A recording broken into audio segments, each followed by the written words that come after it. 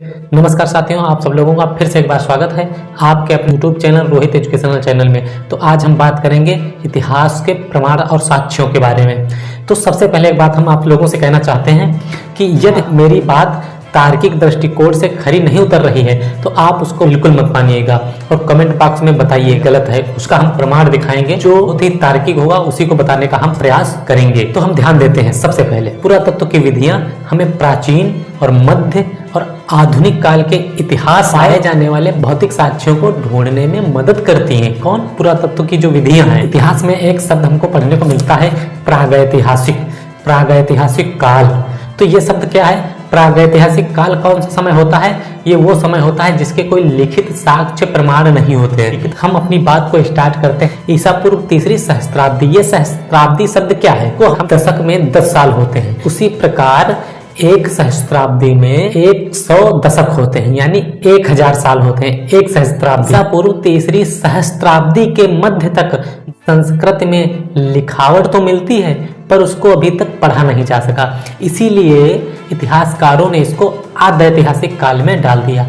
आद्य ऐतिहासिक काल क्या होता है? जहां पर कुछ मिलता तो लिखा हुआ तो मिलता है लेकिन उसको पढ़ा नहीं जा सकता। इसको प्रोटो हिस्टोरिक कहते हैं। यही बिल्कुल हाल ताम्रपाषाण युग का है, क्योंकि उसमें शब्द तो बहुत सारे लिखे हुए मिले, शिलालेख तो बहुत मिले, पढ़ा नहीं जा सकता। सच बात तो यह है भारत में पढ़ी जाने वाली लिखावट सम्राट अशोक के समय ईसा पूर्व तीसरी शताब्दी में मिलती, जो ऐतिहासिक निर्माण का ठोस और मजबूत साक्ष्य प्रस्तुत करती है। प्राचीन समाज ने हमारे देश में बहुत सारी प्राचीन मंदिर, पत्थर, शिलालेख छोड़े। बहुत सारे शिलालेख वो मिट्टी के रूप में तब्दील हो गए। ऐसे तब्दील नहीं होते, उनको गिराया गया, बहुत सारे दबा दिए गए।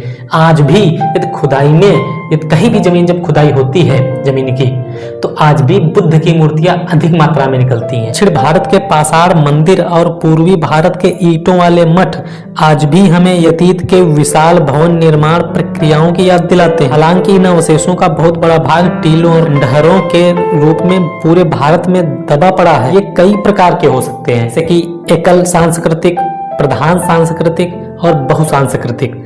एकल सांस्कृतिक टीले या खंडहर मुख्यतः एक तरह की संस्कृति को प्रदर्शित करते हैं। कुछ टीले या खंडहर केवल पेंटेड ग्रे वेयर संस्कृति को दर्शाते हैं, कुछ सातवाहनों और कुषाणों की संस्कृति को। प्रधान सांस्कृतिक टीले या खंडहरों में प्रधानता तो एक संस्कृति की होती है लेकिन उसमें दूसरी संस्कृति भी पाई जाती है। बहुसांस्कृतिक टीलों या खंडहरों में कई महत्वपूर्ण संस्कृतियों को देखा जा सकता है, जहां कदाचित एक संस्कृति दूसरी संस्कृति पर व्याप्त है। सरकार हमारे देश में, किसी भी देश की सरकार हो, यदि वो धरती की, पृथ्वी की खुदाई करवाएगी, यदि लंबवत खुदाई करवाएगी तो खर्चा कम आता है, यदि गहराई से खुदाई करवाती है तो खर्चा ज्यादा आता है। इसलिए साक्ष्य वो मिले हैं जो लंबवत खुदाई करवाई जाती है, तो वहां पर बहुत अच्छी तरीके से इतिहासकार नहीं पहुंच पाते हैं कि अंदर था क्या, एक्चुअल में पहले के समय में था क्या।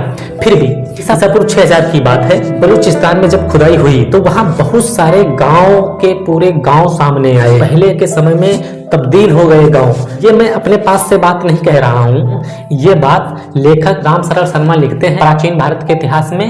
वो कहते हैं कि 6000 ईसा पूर्व में बलूचिस्तान में पूरे गांव के गांव सामने आए। ईसा पूर्व दूसरी सहस्त्राब्दी में, यहाँ पर शताब्दी नहीं है, दूसरी सहस्त्राब्दी में गंगा के समतल मैदानों में जब खुदाई हुई तो वहां पर बहुत सारी भौतिक संरचनाएं सामने आई और बहुत सारे अवशेष पाए गए, कंकाल पाए गए। जैसे कि जब कोई व्यक्ति मर जाता था पहले के समय में तो उसके साथ में जो उसकी सामग्री होती थी, शिकार करने की सामग्री, हथियार वगैरह, उसके साथ दफन कर दिए जाते थे। तो वो सारी चीजें सामने आई हैं। इन संरचनाओं को मेगालिथ कहा जाता था। के बाद में एक इंपॉर्टेंट बात, वह विज्ञान जिसके जरिए हमें सिलसिलेवार और सुनियोजित रूप में पुराने खंडहरों और चट्टानों को खोदकर लोगों के भौतिक जीवन के बारे में जो जानकारी मिलती है उसे हम पुरातत्व शास्त्र कहते हैं।